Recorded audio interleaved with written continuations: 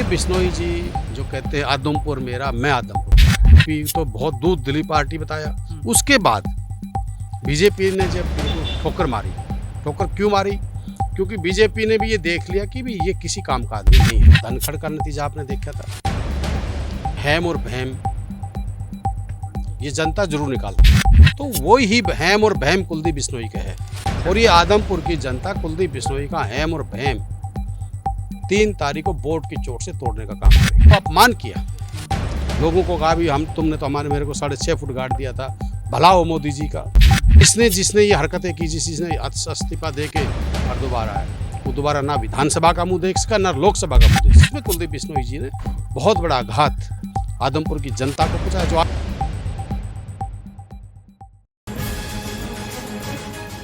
आदमपुर में उपचुनाव है और सारी पार्टियां एडी चोटी का जोर लगा रही हैं अपने अपने उम्मीदवार ने ठड्डा बनाने खातर, अपने अपने उम्मीदवार की जोड़ी में ज़्यादा से ज़्यादा वोट भरवान की तैयारी में है। और इसी कड़ी में हमारे साथ कुलदीप वत्स मौजूद हैं। कुलदीप वत्स के बारे में बताऊं तो विधायक हैं बादली तय, और ख़ास बात यह है कि आम विधायक नहीं है। विधायक बने थे तो बीजेपी पार्टी के पूर्व कृषि मंत्री जो हैं उन हरा के विधायक बने थे। पूर्व कृषि मंत्री ओम प्रकाश धनखड़ जो आज बीजेपी पार्टी के प्रदेश अध्यक्ष हैं।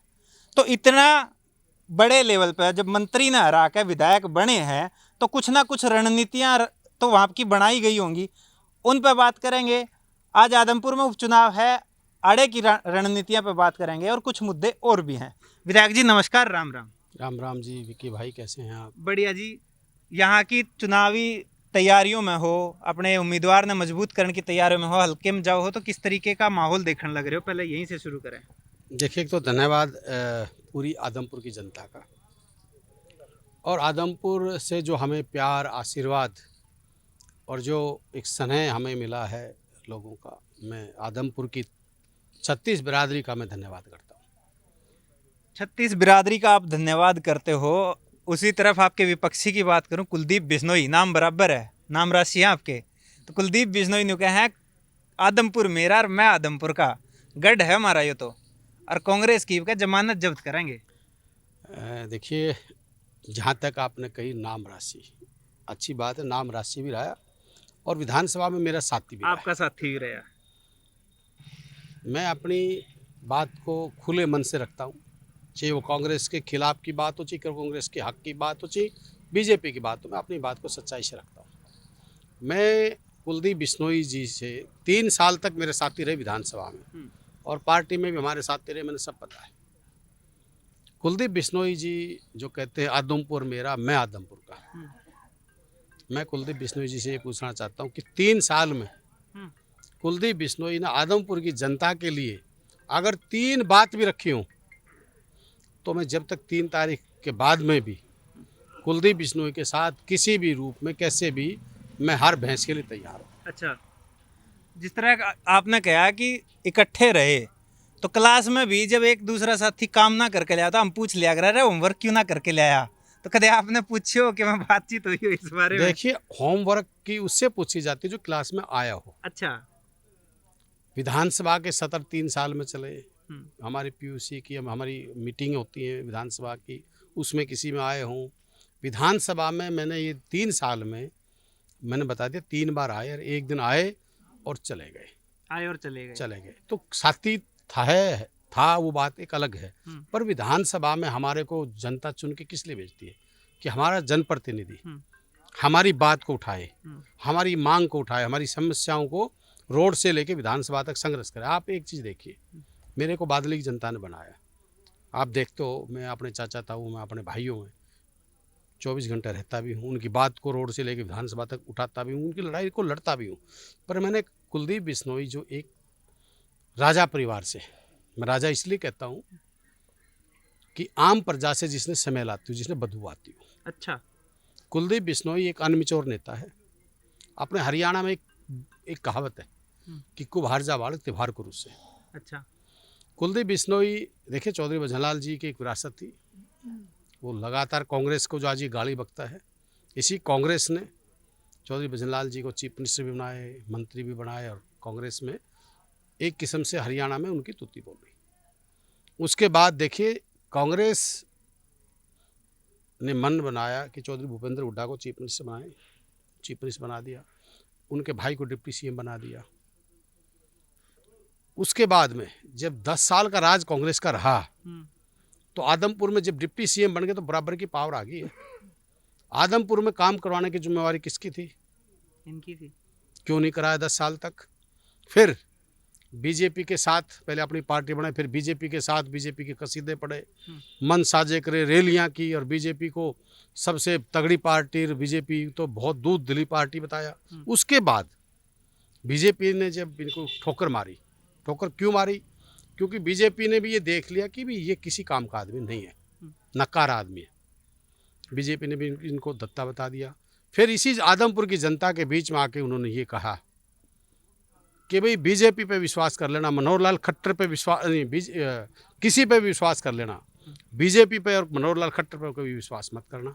आज जिस कांग्रेस के पीठ में छुरा घोंपा, कांग्रेस ने मान सम्मान दिया, स्क्रीनिंग कमेटी का मेंबर बनाया, एमएलए उनके नाम पे बना और एक भविष्य में उसको कांग्रेस में बहुत अच्छा सम्मान मिल रहा था और आगे भी मिलने वाला था और बहुत बड़ा मिलने वाला था।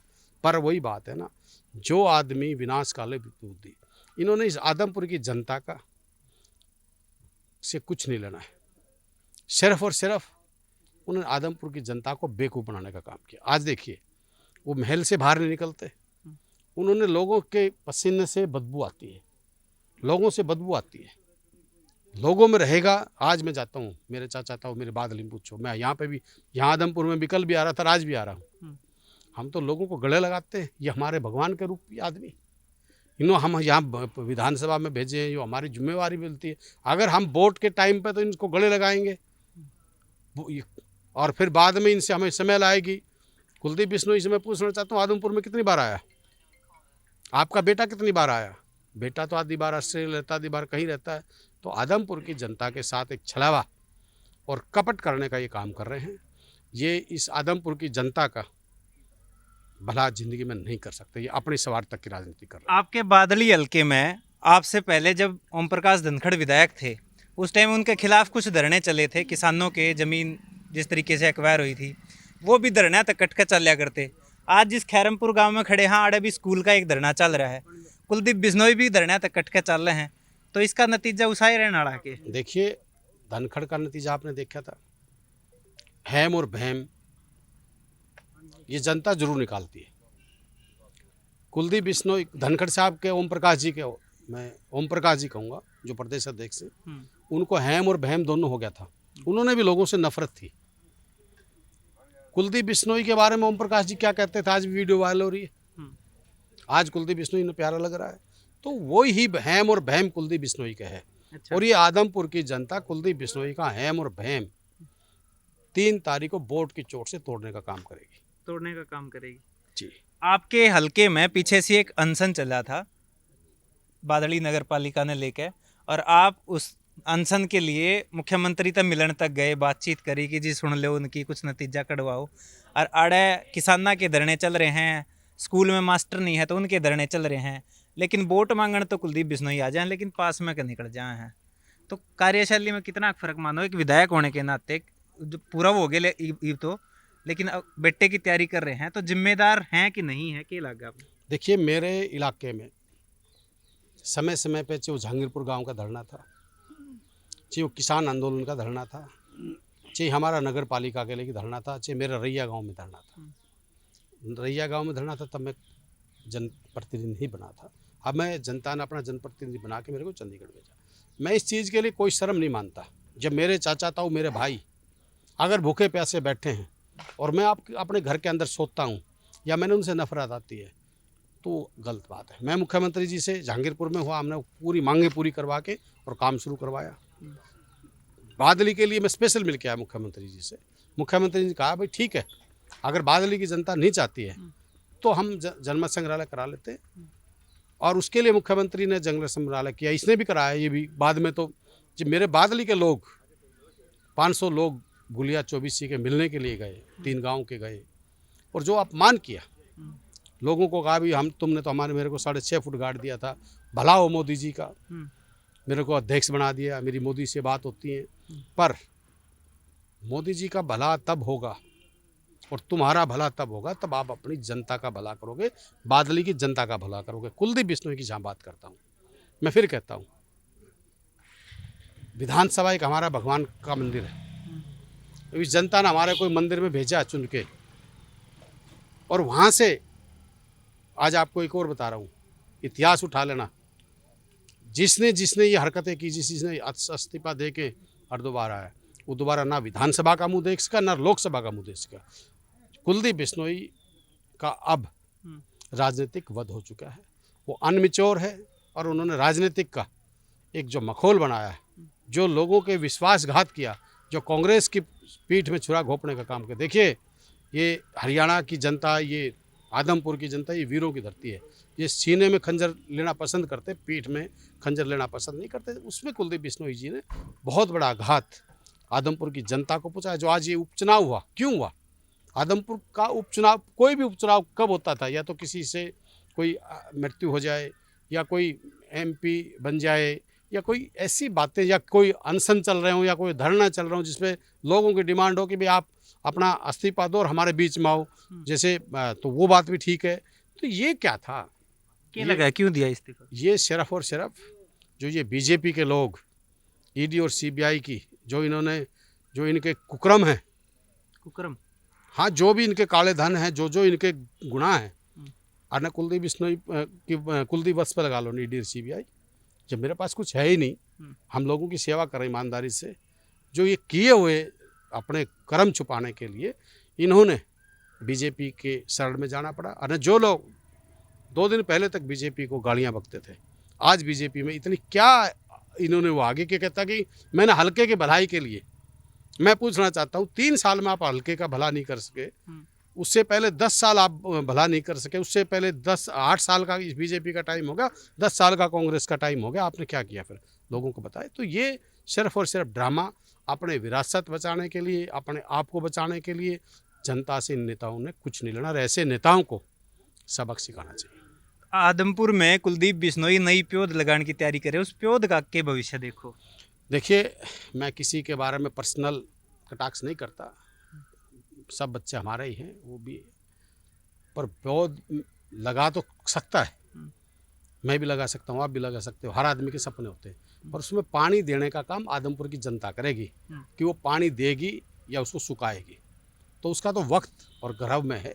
3 तारीख को जो वोट पढ़ लेंगे तब पता लगेगा कुलदीप बिश्नोई को भी, कुलदीप वत्स को और विक्की बैरागी को भी, कि भाई पौध लगी या पौध लोग इन्हें तो लगाई, लोगों ने पाड़ दी। अच्छा, तो जेपी का किस तरीके का माहौल आप हल्के में देखने लग रहे हो? आपके कैंडिडेट देखिए, जयप्रकाश एक संघर्षशील नेता है,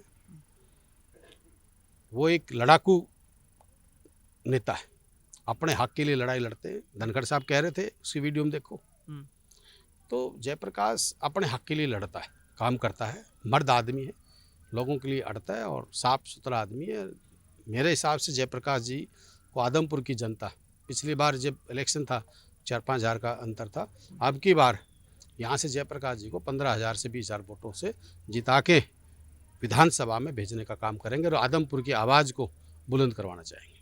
तो जो बादली में आपने रणनीति अपनाई थी कृषि मंत्री के खिलाफ, क्या वही रणनीति उन्हें भी काम आएगी? देखिए, हमने उसके बाद आदमपुर में के इससे पहले हमने बड़ौदा का इलेक्शन उपचुनाव था, गवर्नमेंट के खिलाफ चुनाव था, वो हमारी रणनीति सक्सेस हुई और हम जीते। और अब चौधरी भूपेंद्र सिंह हुड्डा जी और मेरे आदरणीय चौधरी भूपेंद्र सिंह हुड्डा जी और भाई दीपेंद्र हुड्डा जी और हमारे प्रदेश अध्यक्ष उदय भान जी और हमारे पूरे तमाम MLA, तमाम हमारे कांग्रेस के, मैं वर्कर नहीं कहता, कांग्रेस के सबसे बड़े मजबूत अगर आज हमें हैं तो हम किसी वर्कर में नहीं कहता, मेरे साथी हमारे कांग्रेस के जो पिलर हैं वो पूर्ण रूप से लड़ाई को जीतेंगे और आदमपुर की जनता जीतेगी, आदमपुर का आम व्यक्ति जीतेगा। राजा महाराजों को आदमपुर की जनता हराने का काम करेगी। धन्यवाद। धन्यवाद आपको। तो आदमपुर उपचुनाव से हमारे साथ कुलदीप वत्स थे और इस टाइम खैरमपुर गांव में कांग्रेस पार्टी के कैंडिडेट का पूरा कार्यक्रम होना है और दीपेंद्र सिंह हुड्डा के भी आने की उम्मीद है। इस बीच कुलदीप वत्स ने जिन सवालों के जवाब दिए हैं उनसे आप कितना संतुष्ट हो, कमेंट बॉक्स में ज़रूर लिख दियो। वीडियो अगर पसंद आई हो तो लाइक और शेयर कर लियो, चैनल सब्सक्राइब कर लियो, फेसबुक पेज फॉलो कर लियो। कैमरे के पीछे राहुल, राम राम।